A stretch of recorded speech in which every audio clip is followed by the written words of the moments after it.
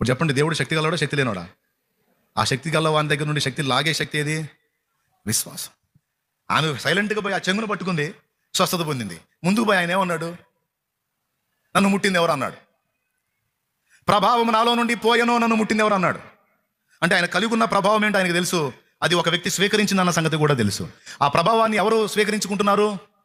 విశ్వాసము గలవారు. దేవుని దగ్గర బోల్డ్ అంత సరుకు ఉంది, లాగేయటమే.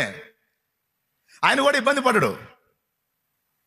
విశ్వాసంతో ఆయన దగ్గరకు వచ్చి ఆయన దగ్గర ఉన్నాయి స్వతంత్రించుకోమనే చెప్తున్నాడు. దేవుడు చేయలేడనయ్య ఈ కార్యం. దేవుడు కూడా మమ్మల్ని ఎవరిని వేయలేడనయ్య.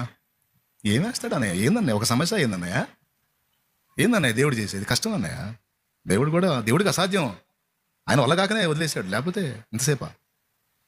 అస్సలు ఒక్కొక్కళ్ళు మాట్లాడే నిరాశ మాటలు ఉంటాయే, వాళ్ళ దెబ్బకి నాకు కూడా నిరాశ వచ్చింది. నిజంగా అండి. వాళ్ళు మాట్లాడితే వాళ్ళ మాటల దెబ్బకి నాకు కూడా నిరాశ, నిరుత్సాహం, నిస్పృహ, నీరుగారిపోతాయి. అంత పనులు ఉన్నారు. తేరుకొని నేను వాళ్ళకి దండం పెట్టి చెబుతాను, నిరాశని నిస్పృహని ఇంత బాగా స్వాగతిస్తున్నావు. అదేదో విశ్వాసాన్ని బట్టి దేవుని బట్టి పలకరాదా? దేవుని బట్టి మాట్లాడరాదా? జలములలో బడినే వెళ్ళిన అవి నా మీద పారవు. జలము సమస్య అయినా దేవుని కోణంలోంచి చూడు. దేవుని కోణంలోంచి చూచి దేవుని బట్టి మాట్లాడు. అలాంటి విశ్వాసము గల హృదయాలను బట్టి సంతోషించేవాడు ఆయన.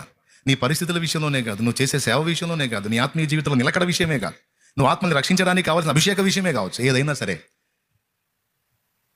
శక్తిని అడుగు, ఆత్మనడుగు, ఆత్మశక్తిని అడుగు, మంచిది. కానీ అది పొందానని విశ్వసించు.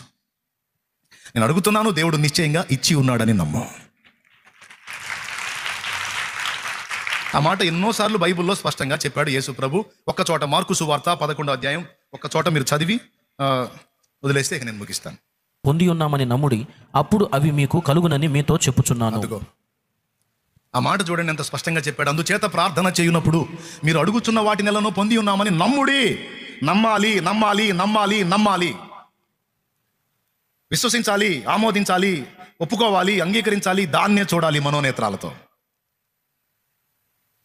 అర్థమైందా? విశ్వాసం గల వాళ్ళు కళ్ళ ముందున్న సమస్యను చూడరు. మనోనేత్రాలు వెలిగింపబడిన వారే దాని విషయంలో దేవుడిచ్చేటువంటి గొప్ప జవాబును చూస్తారు. అది మనం సాధన చేయాల్సింది.